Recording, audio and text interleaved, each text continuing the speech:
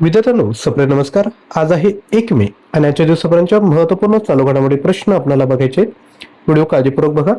सर्वप्रथम तुम्हाला महाराष्ट्र दिनाच्या खूप खूप शुभेच्छा आणि कामगार दिनाच्या देखील शुभेच्छा. जर तुम्ही सर्वप्रथम चॅनलवर आले असाल तर चॅनलला सबस्क्राईब करून घ्यायचे. डेली सकाळी 6 वाजता आम्ही तुमच्याकरता चालू घडामोडी प्रश्न घेऊन येत असतो. आजच्या व्हिडिओला सुरुवात करा. सर्वात पहिला प्रश्न आहे, आंध्र प्रदेशातील कोणत्या शहरात गुगलच्या भारतातील सर्वात मोठ्या AI डेटा सेंटर क्लस्टरची पायाभरणी करण्यात आली? जर आपल्याला मॉक सराव करायचा असेल तर प्रश्नाची उत्तरे आपण खाली कमेंट देखील करू शकता. याचं योग्य उत्तर आहे ऑप्शन क्रमांक डी, विशाखापट्टणम या ठिकाणी पायाभरणी करण्यात आली आहे. तर एन चंद्रबाबू नायडू यांनी 28 एप्रिल 2026 रोजी विशाखापट्टणम येथे AI डेटा सेंटरची पायाभरणी केली. हा प्रकल्प गुगल आणि अदानी कनेक्ट एक्स यांच्या संयुक्त सहकार्याने विकसित केला जात आहे. क्षेत्रफळ आहे 601.4 एकर. क्षमता आहे 1 गिगावॅट. 1 गिगावॅट डेटा सेंटर म्हणजे तो 1 गिगावॅट पर्यंत वीज वापरू शकतो. यात हजारो GPU, server, cooling system, storage आणि नेटवर्किंग यांचा समावेश होतो. महत्वाचे विकास. आता रिलायन्स इंडस्ट्रीने देखील याच शहरात 1.5 गिगावॅट क्षमता असलेला डेटा क्लस्टर उभारण्याची घोषणा केली आहे. गुंतवणूक किती केली आहेत? 1.6 लाख कोटी रुपये. हा प्रकल्प गुगलच्या प्रकल्पापेक्षा मोठा असेल आणि 3 टप्प्यात विकसित केला जाईल. पुढील प्रश्न, नवी दिल्ली येथे आयोजित 13व्या सूर ज्योत्स्ना राष्ट्रीय संगीत पुरस्कारांमध्ये कोणत्या ज्येष्ठ कलाकारांना सन्मानित करण्यात आले? उत्तर आहे ऑप्शन क्रमांक ए, सुमित्रा गुहा आणि लक्ष्मण कृष्णराव पंडित. नवी दिल्लीत येथे आयोजित 13व्या पुरस्कार सोहळ्यात सुमित्रा गुहा आणि लक्ष्मण कृष्णराव पंडित यांना आयुष्यभर योगदानासाठी सन्मानित करण्यात आलं. आता सुमित्रा गुहा या प्रसिद्ध शास्त्रीय गायिका आहेत. त्यांचं राज्य आहे पश्चिम बंगाल, ज्याची कॅपिटल आहे कोलकाता, आणि त्यांना पद्मश्री पुरस्कार 2010 मध्ये मिळाला. त्याच पद्धतीने लक्ष्मण कृष्णराव पंडित ज्येष्ठ संगीतकार आहेत आणि त्यांचं राज्य आहे महाराष्ट्र. पुरस्काराविषयी माहिती. ज्योत्स्ना दर्डा यांच्या स्मरणार्थ स्थापना करण्यात आली. भारतीय शास्त्रीय संगीताचे जतन व युवा प्रतिभेला प्रोत्साहन करणे उद्देश आहे. लोकमत मीडिया ग्रुपद्वारे स्थापना करण्यात आली. स्थापना झाली मार्च 2014 मध्ये. पुढे प्रश्न, अलीकडे प्रकाशित झालेल्या सिप्रीच्या trends in world military expenditure 2025 अहवालानुसार भारताचा जागतिक लष्करी खर्चात कितवा क्रमांक आहे? तर सर्वात पहिल्यांदा सिप्रीचा फुल फॉर्म माहित पाहिजे. तो आहे Stockholm International Peace Research Institute. तर Stockholm International Peace Research Institute यांच्या अहवालानुसार भारताने 92.1 अब्ज इतका संरक्षण खर्च केला. 2025 मध्ये भारत हा जगातील 5वा सर्वात मोठा लष्करी खर्च करणारा देश आहे. हा खर्च जागतिक लष्करी खर्चाच्या सुमारे 3.2% आहे. सिप्रीने trends in world military expenditure 2025 अहवाल प्रसिद्ध केला आहे. भारतापुढील देश सुरुवातीला आहे USA 954 अब्ज डॉलर, चीन 336 अब्ज डॉलर, रशिया 190 अब्ज डॉलर तर जर्मनी 114 अब्ज डॉलर. भारताच्या संरक्षण बजेटमध्ये 2024च्या तुलनेत 8.9% वाढ झाली आहे. तर याचं कारण काय? तर सीमा सुरक्षा, लष्करी आधुनिकीकरण आणि ऑपरेशन सिंदूर दरम्यान आपत्कालीन खरेदी यामुळे 8.9% एवढी वाढ झाली आहे. पुढील प्रश्न, कोणत्या राज्याने स्थापनेच्या 50 वर्षपूर्ती निमित्त सुवर्ण जयंती साजरी केली? तर याचे योग्य उत्तर आहे ऑप्शन बी, सिक्कीम. पंतप्रधान नरेंद्र मोदी यांनी 27-28 एप्रिल 2026 रोजी सिक्कीमच्या सुवर्ण जयंती कार्यक्रमात सहभाग घेतला. हा कार्यक्रम गंगटोक येथील पालजोर स्टेडियम मध्ये झाला. 4000 कोटींपेक्षा जास्त प्रकल्पांचे उद्घाटन आणि भूमिपूजन करण्यात आले. लक्ष केंद्रित क्षेत्रे आहेत पायाभूत सुविधा, आरोग्य आणि शिक्षण. सिक्कीम विषयी माहिती. यांना राज्यत्व मिळालं 36वा घटना दुरुस्ती कायदा 1975 नुसार. राजधानी आहे गंगटोक. राज्यपाल आहेत ओम प्रकाश माथुर. मुख्यमंत्री आहेत प्रेम सिंह तमांग. सेंद्रिय शेतीसाठी प्रसिद्ध आहे आणि कांचनजुंगा राष्ट्रीय उद्यान सिक्कीम या ठिकाणी आहे. यानंतर पुढील प्रश्न, वर्ल्ड हेल्थ ऑर्गनायझेशनने नवजात बालकांसाठी कोणत्या पहिल्या मलेरिया विरोधी औषधाला प्री क्वालिफिकेशन मंजुरी दिली आहे?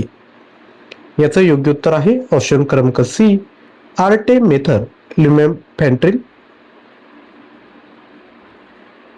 वर्ल्ड हेल्थ ऑर्गनायझेशनने नवजात बालकांसाठी 2 ते 5 किलो प्रथमच प्री क्वालिफिकेशन मंजुरी दिली.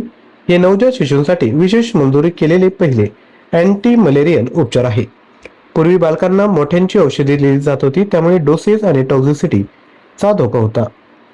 जागतिक मलेरिया संदर्भ वर्ल्ड मलेरिया डे 25 एप्रिल रोजी साजरा केला जातो. थीम 2026 आहे driven to end malaria, now we can, now we must. Data 2024 282 दशलक्ष प्रकरणे आढळली. 6,10,000 लोकांचा मृत्यू झाला. आफ्रिकेमध्ये 95% प्रकरणे आढळली. 75% मृत्यू 5 वर्षाखालील मुलांची झाली. पुढील प्रश्न, आरोग्य मंत्रालयाद्वारे अग्नी सुरक्षा सप्ताह 2026 कधी आयोजित केला जाईल? तर याचं योग्य उत्तर आहे ऑप्शन ए, 4 ते 10 मे रोजी. केंद्र सरकारद्वारे 4 ते 10 मे 2026 दरम्यान देशभर फायर सेफ्टी वीक आयोजित केला जाईल. उद्देश अग्नी सुरक्षेबाबत जनजागृती वाढवणे. हा उपक्रम मिनिस्ट्री ऑफ होम अफेअर्सच्या फायर सर्व्हिस, सिव्हिल डिफेन्स आणि directorate general of home guards यांच्या समन्वयाने राबवला जाईल. याचं मुख्य उद्दिष्ट काय आहे तर आग लागण्याच्या घटनांना आळा घालणे, आपत्कालीन परिस्थितीत जलद प्रतिसाद सुनिश्चित करणे. आणि केंद्रीय आरोग्य व कुटुंब कल्याण मंत्री कोण आहेत तर ते आहेत जगत प्रकाश नड्डा.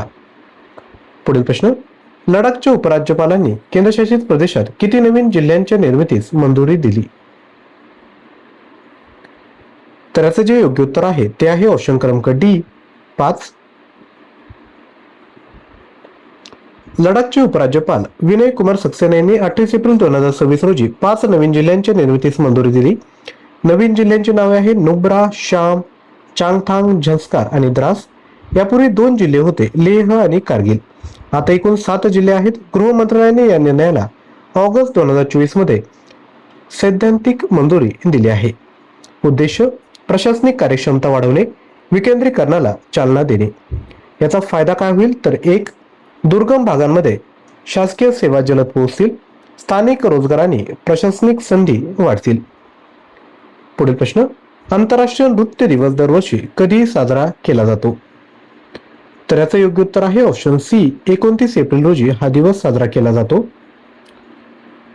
याचा उद्देश काय आहे तर नृत्याबद्दल जागरूकता वाढवण्याने विविध संस्कृतीचे जतन करणे. सुरुवात झाली 1982 मध्ये युनेस्कोच्या इंटरनॅशनल थिएटर इन्स्टिट्यूटद्वारे. हा दिवस महान फ्रेंच नर्तक जीन जॉर्जस नॉवेरे यांच्या जयंतीनिमित्त निवडला आहे. त्यांचा जन्म झाला 29 एप्रिल 1727. त्यांना मॉडर्न बॅलेटचे जनक मानले जाते. पुढील प्रश्न, सिक्युरिटी एक्सचेंज बोर्ड ऑफ इंडियाच्या 38व्या स्थापना दिनानिमित्त कोणते राष्ट्रीय स्तरावरील गुंतवणूकदार जागरूकता अभियान सुरू करण्यात आले? याचं योग्य उत्तर आहे ऑप्शन क्रमांक बी, मिशन जागरूक हे सुरू करण्यात आलं आहे.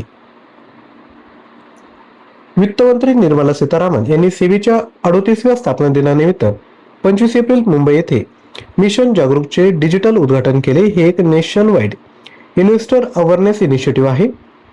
उद्देश गुंतवणूकदारांना फसवणूक, चुकीची आर्थिक माहिती आणि बनावट जाहिरातींपासून वाचवणे, विशेषतः प्रादेशिक भाषांमधील डिजिटल प्लॅटफॉर्मवरील चुकीच्या माहितीला लक्ष्य करणे. पुढील प्रश्न, कोणत्या भारतीय शास्त्रज्ञाला अमेरिकेत युनिव्हर्सिटी इनोव्हेटर अवॉर्ड 2026 ने सन्मानित करण्यात आले? याचं योग्य उत्तर आहे ऑप्शन क्रमांक डी, डॉक्टर शेखर सुमन बोरा. डॉक्टर शेखर सुमन बोरा आसाम यांना USA मध्ये युनिव्हर्सिटी इनोव्हेटर अवॉर्ड 2026 देण्यात आला. हा सन्मान Texas innovation conference and award 2026 दरम्यान देण्यात आला. सध्या युनिव्हर्सिटी ऑफ टेक्सास येथे संशोधन वैज्ञानिक म्हणून कार्यरत आहे. पूर्वी भाभा ॲटॉमिक रिसर्च सेंटरशी ते संबंधित होते. संशोधन क्षेत्र कोणतं आहे तर पहिलं artificial intelligence, micro electronics, UAV आधारित सेन्सिंग. उपयोग कृषी क्षेत्रातील कार्यक्षमता आणि उत्पादकता वाढवण्यासाठी. तर विद्यार्थ्यांनो, आजच्या व्हिडिओतील 10 प्रश्न आपण बघितले आहेत. आता कालच्या व्हिडिओतील प्रश्नांची रिव्हिजन करायची आहेत. तुम्ही कालचा व्हिडिओ बघितला असेल तर वहीमध्ये 1 ते 10 आकडे लिहून घ्या. प्रत्येक प्रश्न विचारल्यानंतर तुम्ही प्रश्नाचं उत्तर गेस करून नोटबुकमध्ये नोट डाऊन करा आणि 10 प्रश्न झाल्यानंतर आपले किती बरोबर आले ते आपण खाली कमेंट करू शकता. आजच्या व्हिडिओतील सर्वात पहिला प्रश्न, नीती आयोगाचे नवीन उपाध्यक्ष म्हणून कोणाची नियुक्ती करण्यात आली?